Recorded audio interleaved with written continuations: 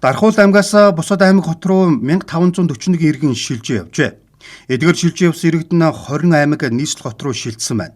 Шилжиж явсан иргэдийн 68% нь буюу 1045 нь Улаанбаатар хот, 12% нь буюу 182 иргэн Сэлэнг аймаг руу, 4% нь буюу 63 иргэн Өмнөг аймаг руу шилжжээ. 14-өөс 56 иргэн Баян хонгор, Хөвсгөл, Хинти, Төв, Дорногов, Орхон аймаг руу шилжсэн бол Дорнод, Архангай, Өвөр хангай аймаг руу тус бүр 11 иргэн хамгийн бага буюу 3 иргэн Дундгов аймаг руу шилжин сууршжээ.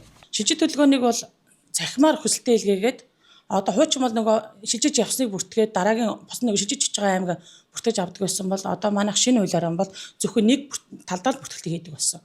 Жишээ нь одоо Дархуул аймагаас өөр газар шилжиж байгаа хүн бол тухайн газар очиод энэ аймагт шилжиж ирж бүртгэхээр хүсэлтээ захимаар болон өөрөөр улсын бүртгэлийн нэгжид хандаад бүртгүүлэх боломжтой. Харин Дархуул аймагт ажиллаж амьдрах зорилгоор өнгөрсөн онд 2047 наснд хүрсэн иргэн 1851 хүүхэд шилжиж иржээ. Шилжиж ирсэн иргэдийн 34% нь буюу 786 иргэн нь Улаанбаатар хотоос, 527 иргэн буюу 14% нь Сэлэнг аймгаас, Увс аймгаас 83, Орхон аймгаас 82, Хөвсгөл аймгаас 73 иргэн ирсэн нь хамгийн их байна. Нийт 20 аймгаас насанд хүрсэн болон 16-аас доош насны 3898 иргэн шилжиж ирсэн.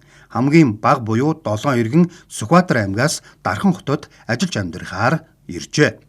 Шилжиж ирэх болон шилжиж явж байгаа иргэд улсын бүртгэлийн асуумжид дурддагдсан хүсэлтэд ихэвчлэн амьдрах очноо сайжруулах зорилгоор шилжсэн, шилжин явсан гэж бөгөлдөг байна.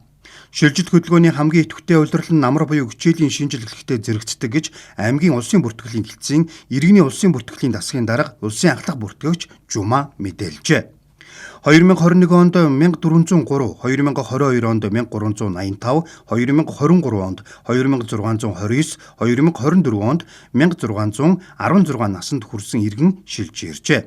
Харин 2021 онд 1939, 2022 онд 2311, 2023 онд 1935, 2024 онд 1827 наснд хүрсэн иргэн Дархан хотоос шилжиж явжээ.